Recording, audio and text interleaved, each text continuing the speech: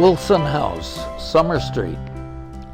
On this site stood what was known as the Leach Block until about 1880, when it was divided and moved away to make place for a more modern building built by Mr. Elliott Fisk.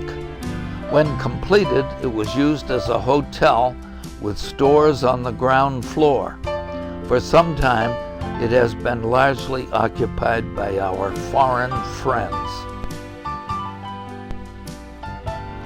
North Main Street. A view of North Main Street from the corner of South Avenue and Main Street, showing the Armour Beef Company building, erected in 1887, when this company and the Swift & Company were each striving for the permanent establishment of their business in Natick. This picture was before changing the railroad grade.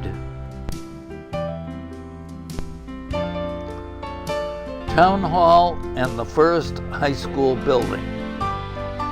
3 church buildings, a town hall, and a high school were all contained in 2 buildings. The one at the right has made history for 3 different religious societies. The other building has the honor of being the only town hall Natick has owned and the first high school building the town ever built for that purpose alone. East Central Street, 1875, looking east.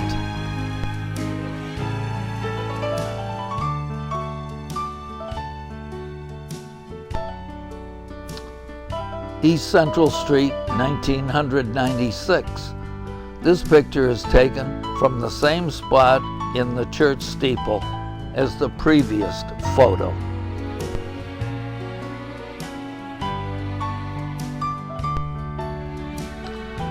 East Central Street from Clark's Block.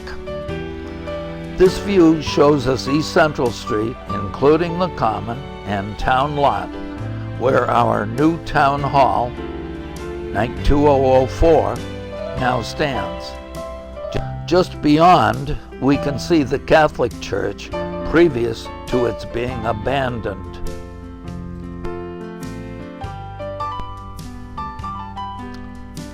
East Central Street from Clark's Block. This view was taken in 1915 from the same space as in the previous picture, showing the Common much improved and the new high school just completed.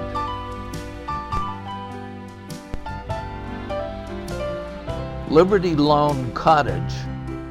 The government war loans were raised by various towns and cities according to their allotments. Natick met or exceeded their allotments each time. This building, which sat on the town lot in 1918, was used by the Natick Liberty Loan Committee.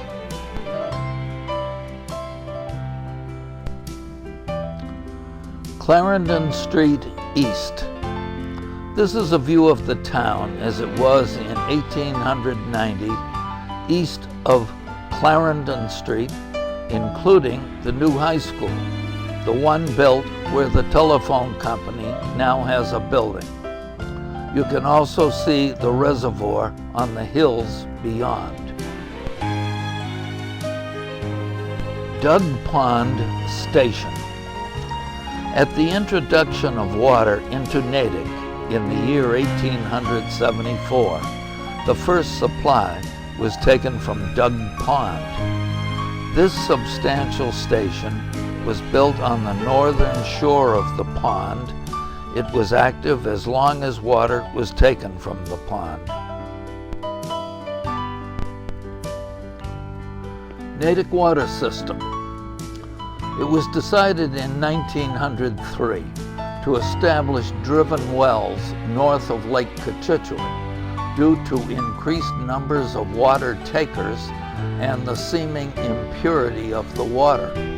A new pumping station was built and a new pumping system was installed.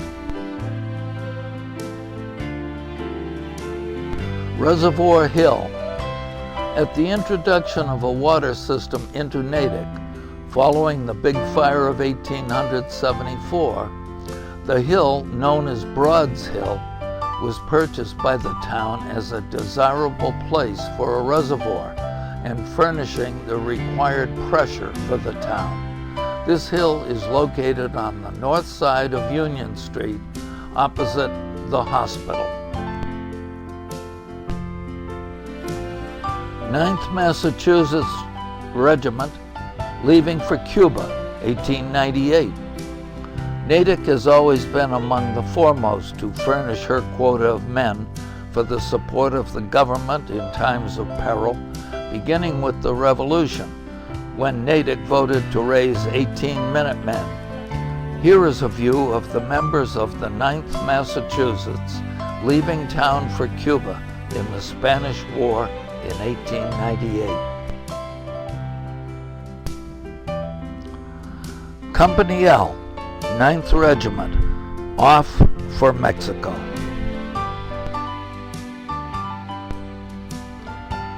View from top of church. This view was taken from the top of the church on Main Street while it was being built, showing the north part of our town at that time.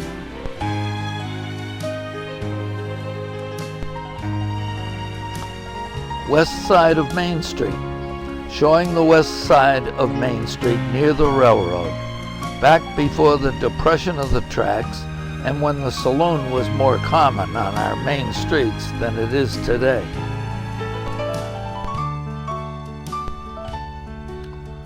Railroad Square in 1917.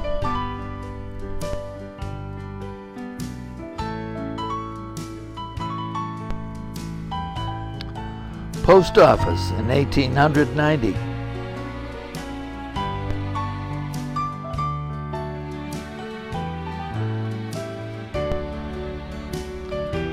Winch or Harwood block. This business block was erected shortly after the fire of 1874 by Leonard Winch. Since that time, it has been variously occupied by Natick's commercial enterprises. The post office was here under two postmasters, Mr. George Sleeper and Mrs. Carolyn Brigham.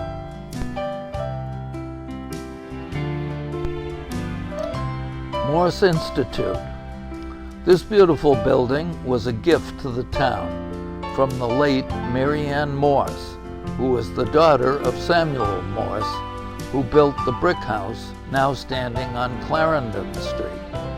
It was moved there from this spot in order to build this library. Miss Morse never married. She gave her whole estate to establish this library for the benefit of all the inhabitants of her native town. Electric car in 1895.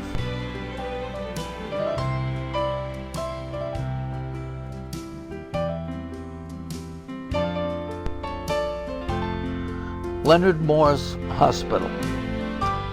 Leonard Morse died in 1888 and left his estate to his wife, Mary Ann Morse, unrestricted. 3 years later, Mrs. Morse died and left her entire estate to establish and maintain a hospital in memory of her husband. The estate was allowed to accumulate until the income was sufficient to build this building and lay out the grounds at a cost of approximately $50,000.